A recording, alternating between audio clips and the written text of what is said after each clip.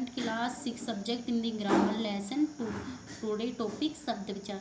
कल की वीडियो में अपन ने शब्द की परिभाषा और उसके प्रकारों के बारे में पढ़े थे, कितने प्रकार होते हैं शब्द। लेकिन आज की वीडियो में अपन उनके प्रकारों के प्रकारों के बारे में विस्तार से पढ़ेंगे। जैसे रचना के आधार पर अपन ने पढ़ा था, रचना के आधार पर कितने प्रकार के होते हैं, 3 प्रकार के शब्द, रूढ़ शब्द, यौगिक शब्द और योग रूढ़ शब्द। सबसे पहले आता है रूढ़ शब्द।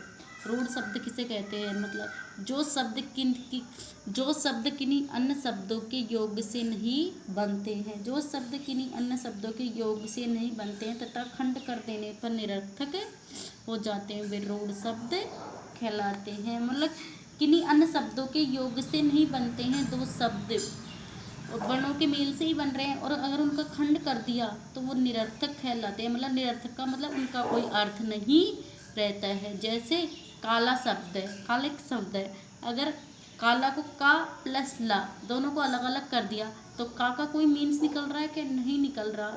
ला का निकल रहा है क्या, नहीं निकल रहा। जैसे काला है, लाल है, पानी है आदि है, इनका अगर इनको अलग अलग कर दे, टुकड़े कर दे तो इनका मीन्स निकलता है क्या, नहीं निकलता है। ये शब्द किसी विशेष वस्तु के लिए प्रयुक्त होते हैं।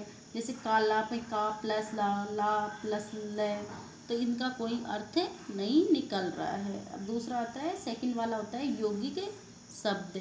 यौगिक शब्द किसे कहते हैं, जो शब्द अन्य सार्थक शब्दों के मेल से बनते हैं वे यौगिक शब्द कहलाते हैं। जो शब्द अन्य शब्दों के सार्थक मेल से बनते हैं वे यौगिक शब्द कहलाते हैं। इनका खंड करने पर भी दोनों शब्दों का अर्थ निकलता है। यौगिक शब्द में क्या होता है, इनका अपन ने खंड कर दिया तो तब भी इनका अर्थ निकलता है। इस प्रकार के शब्द कौन कौन से शब्द आते हैं, इसमें देखो संधि के आते हैं, समास के आते हैं, उपसर्ग के आते हैं, प्रत्यय के आते हैं। यौगिक शब्द के अंतर्गत कौन से शब्द आते हैं, संधि वाले, समास वाले, उपसर्ग वाले, प्रत्यय वाले। मतलब इनका जो शब्द अन्य शब्दों के सार्थक मेल से बनते हैं वे यौगिक शब्द कहलाते हैं और इनका खंड करने पर दोनों शब्दों का अर्थ निकलता है। जैसे विद्यार्थी, विद्या प्लस अर्थी, विद्यालय, विद्या प्लस आलय, विद्या ग्रहण करने वाली और आलय मंदिर, दूध वाला, दूध प्लस वाला, रसोईघर, रसोई प्लस घर, तो दोनों का रसोई का भी मीन्स निकल रहा है, घर का भी मीन्स निकल रहा है, तो वो यौगिक शब्द कहते हैं। और रूढ़ शब्द में खंड कर देने से उनका निरर्थक हो जाते हैं, उनका कोई अर्थ नहीं निकलता है। फिर आता है योग रूढ़। ऐसे यौगिक शब्द जो सामान्य अर्थ को प्रकट न करके किसी विशेष अर्थ को प्रकट करते हैं, किसी विशेष अर्थ को प्रकट करते हैं, वे योग रूढ़ शब्द कहलाते हैं। जैसे पंकज शब्द है, तो पंक प्लस जय का अर्थ क्या है, पंक प्लस जय का अर्थ कीचड़ में जन्मा। क्या है पंक प्लस जय का अर्थ कीचड़ में जन्मा। परंतु पंकज शब्द किसके लिया हुआ है, केवल कमल के लिए, केवल कमल के लिए रूढ़ हो गया है, इसलिए ये क्या कौन से शब्द कहलाएंगे, यौगिक योग रूढ़ शब्द।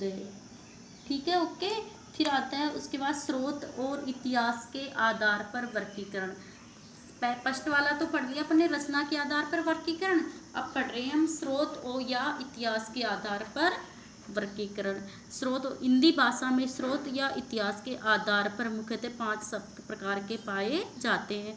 कितने प्रकार के शब्द पाए जाते हैं, स्रोत इतिहास के 5 प्रकार के, रचना के आधार पर 3 प्रकार के। अपन मैंने बताई दिया वीडियो में आपको, रूढ़, यौगिक और योग रूढ़। अब कौन से आते हैं, स्रोत और इतिहास के आधार पर जो 5 प्रकार के पाए जाते हैं। कौन कौन से होते हैं, तत्सम शब्द, तद्भव शब्द, देशज शब्द, विदेशी शब्द, संकर शब्द।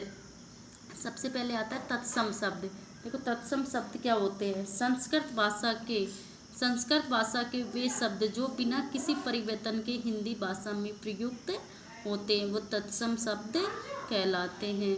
मतलब इनमें कोई परिवर्तन नहीं होता है। संस्कृत भाषा के वे शब्द जो बिना किसी परिवर्तन के हिंदी भाषा में प्रयुक्त होते हैं वो तत्सम शब्द कहलाते हैं। जैसे अग्नि है, अक्षु है, दुगध है। सेकंड आता है तद्भव शब्द। तद्भव, संस्कृत भाषा से हिंदी में आते आते जिन शब्दों में थोड़ा बहुत अंतर आ जाता है वे तद्भव कहलाते हैं। मतलब संस्कृत भाषा तत्सम में तो क्या होते हैं, वो शब्द होते हैं जो यों के यों हिंदी भाषा में प्रयुक्त हो जाते हैं, और तद्भव में क्या होते हैं, संस्कृत भाषा के हिंदी में आते आते जिन शब्दों में थोड़ा बहुत परिवर्तन हो जाता है वे तद्भव शब्द कहलाते हैं।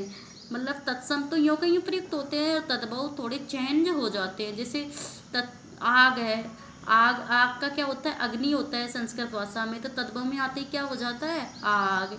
अक्षु है तो तद्भव में आते ही क्या हो जाता है, आंसू। दुग्ध है, तद्भव इसमें आते क्या होता है, दूध। इस प्रकार ये होता है तद्भव में। तो तद्भव शब्द संस्कृत भाषा में हिंदी भाषा में आते ही चेंज हो जाते हैं, और तत्सम शब्द संस्कृत भाषा के शब्द है जो हिंदी में यों का यों परिवर्तन हो जाते हैं। और देशज, विदेशी और संकर शब्द कल नेक्स्ट वीडियो में पढ़ेंगे। इसको आपको लर्न करना है, राइट करना है। Thank you.